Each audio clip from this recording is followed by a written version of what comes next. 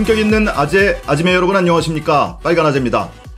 지난주 조국 전 장관 공판이 끝난 뒤에 언론이 약속이나 한 듯이 유독 한 가지 사안에 집중을 해서 보도를 하더라고요. 이 부모가 아들의 시험을 도와줬다, 대신 봐줬다, 또는 대리 시험을 봐줬다, 이런 프레임이었습니다. 사실 이날 법정에서 다뤄진 내용은 이외에도 굉장히 여러 가지가 다뤄졌습니다. 이 아들의 입시와 관련해서 또는 학사 관리와 관련해서 어디서 수료증을 받았다, 상장을 받았다, 인턴 확인서를 받았다, 또는 장학 제안서를 받았다, 굉장히 여러 가지가 다뤄졌습니다. 아마 이날 법정에서 다뤄진 내용 중에 이 시험과 관련한 부분은 그 비중이 기껏해야 1-20%에 불과했을 겁니다. 그럼에도 불구하고 왜 언론이 여기에 집중을 해서 약속이나 한 듯이 천편일률적인 보도를 쏟아냈을까? 조금만 생각해보면 답은 간단합니다. 제일 섹시하니까, 기사 쓰기 제일 용이하니까, 그리고 이 가족에게 또 한 번 망신을 주기 좋으니까. 이날은 검찰의 서증조사일이었습니다. 그러니까 검찰이 그동안 제출했던 증거를 법정에서 제시하면서 이것이 어떤 의미가 있다, 어떤 혐의를 입증하기 위한 증거다라고 설명을 하는 날입니다. 한마디로 검찰의 날이었습니다. 자, 이 시험과 관련해서만 보더라도 검찰의 일방적인 주장이 언론에 의해서 그대로 보도가 된 거예요. 물론 다음 주에 이에 반박하는 변호인단의 서증조사가 있을 예정입니다. 구체적인 것은 변호인단이 반박을 하겠지만 제가 아는 범위 내에서 이 시험과 관련해서 간단하게 좀 설명을 드리겠습니다. 이 시험은 온라인 오픈북 테스트입니다. 흔히 생각하듯 그런 시험이 아니에요. 우리나라 학교 교실에서 각 잡고 보는 그런 시험이 아니에요. 어디서든 시험을 칠 수 있는 온라인 시험입니다. 검찰이 얘기하는 것처럼 이 시험을 푸는 과정에서 갑론을박을 가족끼리 벌이기도 합니다. 그리고 부모가 딱 2번 도와줬는데 한 번은 90점을 받았고요. 한 번은 60점을 받았습니다. 그런데 이렇게 시험을 보면 전체 학점에서 반영되는 비율이 불과 2%에 불과합니다. 이런 사실은, 그리고 이 시험을 도와줬다는 사실은 조국 전 장관이나 정경심 교수 누구도 지금까지 부인한 적이 없습니다.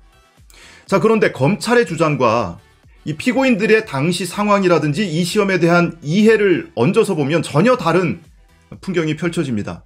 자, 이 온라인 이 오픈북 테스트는요, 외부와 차단된 공간에서 이 공간에 대한 통제가 전혀 없습니다. 집에서 시험을 봐도 되고요, 카페에서 시험을 봐도 되고, 무슨 같이 스터디 그룹을 하고 있는 친구들끼리 같이 시험을 봐도 전혀 사전 사후 엄격한 통제가 없습니다. 그도 그럴 것이 이 시험의 목적은 예습 또는 복습을 돕기 위해서입니다. 교수가 강의를 하고 나면 나중에 이거 쪽지 시험 볼 거야, 퀴즈 볼 거야 하면 학생들이 그것을 다시 한번 복습을 할 거 아닙니까? 그런 목적으로 만들어진 퀴즈예요, 일종의. 그러니까 다른 사람과 논의하는 것이 엄격하게 금지되거나 그런 것을 점검하지도 않습니다. 자, 이런 온라인 퀴즈를 부모가 딱 2번 도와줬습니다. 전체 5번 온라인 퀴즈를 봤거든요. 그 중에 마지막 2번을 도와줬어요. 그나마도 아들이 부모가 도와준 대로 그대로 정답을 기재했는지도 확인조차 되지 않습니다. 그런데 아들이 혼자 시험을 봤던 앞서 3번의 시험에서는 거의 만점에 가까운 점수를 받았어요.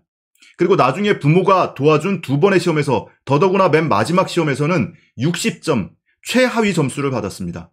그런데 이것을 가지고 미국에 있는 조지 워싱턴대 대학 교수의 성적 사정 업무를 방해했다면서 형사처벌해달라고 기소를 한 사건입니다.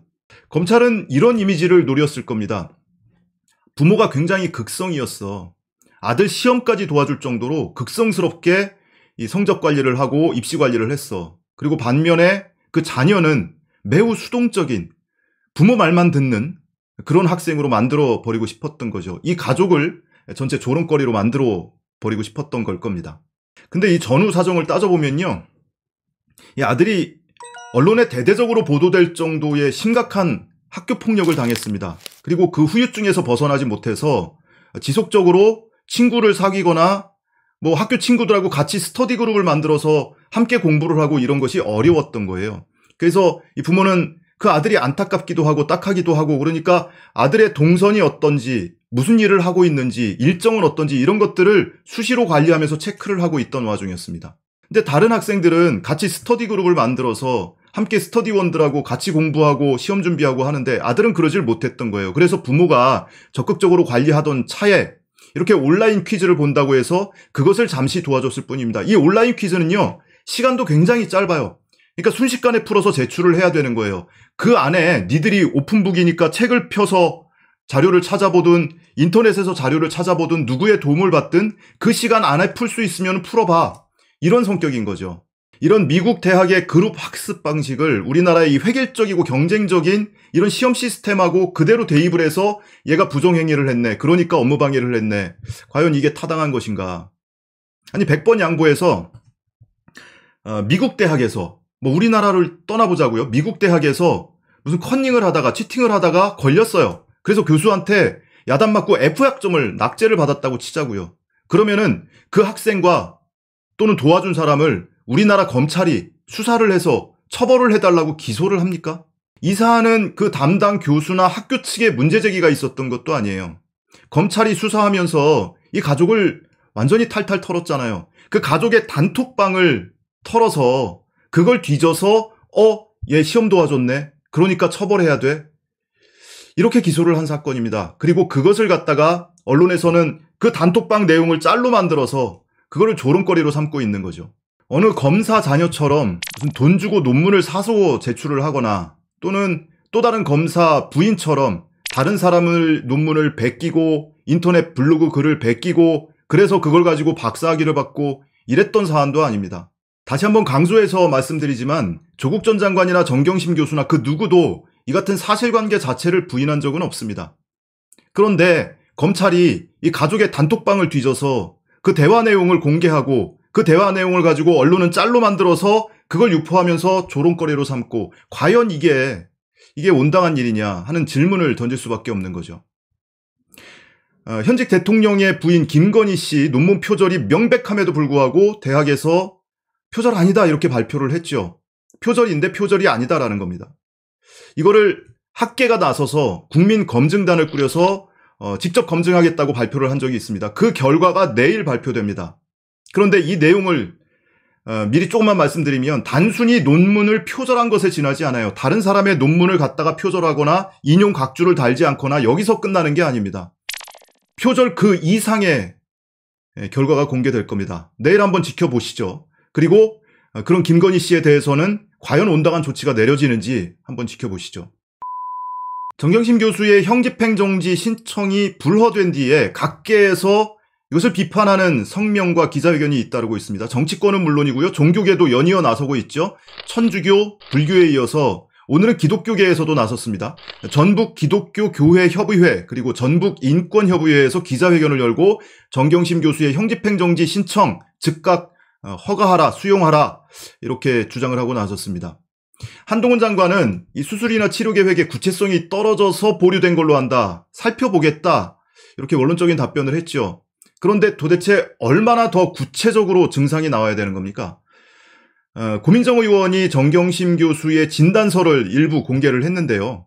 그 내용을 보면 우선 첫 번째 진단서입니다. 7월 26일에 발급받은 진단서를 보시면요. 보행에 장애를 보이고 있다.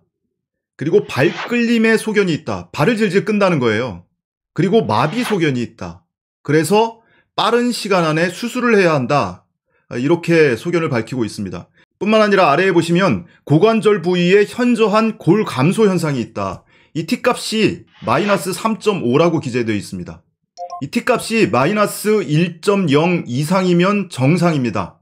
그런데 마이너스 1.0에서 마이너스 2.5까지 요 사이는 골 감소증이라고 해요.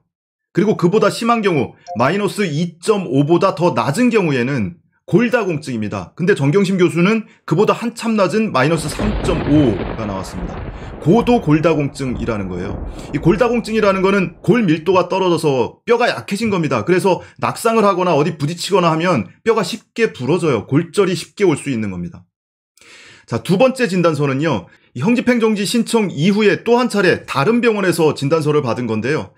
이 진단 내용은 똑같고요. 근력 저하가 악화되거나 통증이 보전적 치료에도 조절이 되지 않으면 수술적 치료를 고려해야 한다. 수술을 받아야 한다. 그리고 밑에 뭐라고 써 있습니까?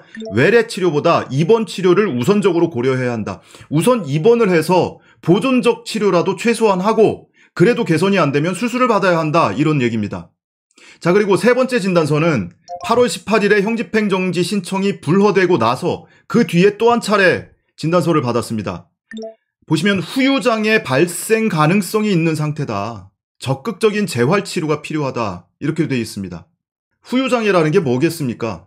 디스크가 파열이 돼서 신경을 눌러요. 그래서 하지 마비 증상이 있어요. 심지어 발도 끕니다. 그런데 여기서 후유장애를 얻는다는 것은 하지가 마비돼서 하반신을 쓸 수 없게 될 수도 있다. 이런 의미 아니겠습니까? 평생 휠체어 신세를 질 수도 있다. 이런 의미 아니겠습니까? 그러니까 정경심 교수가 다른 진단 내용 중에 다발성 뇌경색이 있습니다.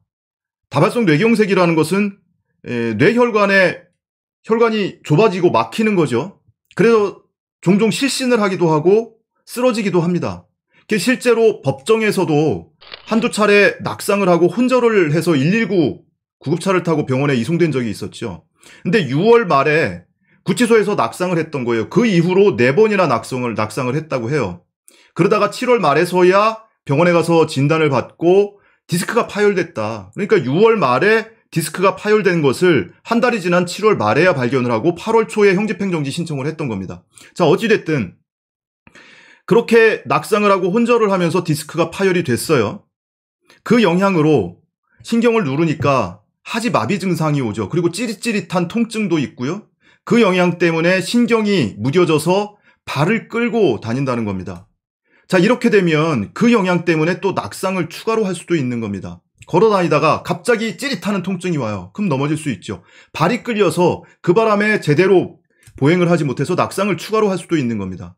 근데 이 경우에 이제 또 문제가 생길 수 있는 것이요. 낙상 과정에서 또 병이 심해질 수도 있는 거예요. 디스크 파열이 심해질 수도 있고요. 더더군다나 머리가 먼저 떨어지면은 지금 뇌경색을 앓고 있는데 그것도 심해질 수도 있고요. 또 고도 골다공증을 있다고 진단을 받았잖아요. 뼈가 약해진 상태예요. 그러면 넘어지면서 이 고관절 같은데 골절을 입을 수도 있는 겁니다. 노인들이 겨울에 빙판길에서 미끄러지면 고관절 골절이 많이 생겨요. 그럴 경우에 하반신을 못 쓰고 병원에 누워있다 보면 건강이 급격하게 쇠락하게 되는 겁니다. 그런 위험을 지금 안고 있는 거예요. 그럼에도 불구하고 한동훈은 형집행정지 신청은 불허하고 참고하겠다, 살펴보겠다 이러고 있다고 합니다. 검찰한테 한번 찍힌 사람은 인권이고 뭐고 없는 겁니까? 자칫하면 하반신 마비 장애를 앓을 수도 있다고 하는데 그 의료진이 권하고 있는 입원 치료조차도 받을 수가 없는 거예요. 세상에 악마도 이런 악마가 없다.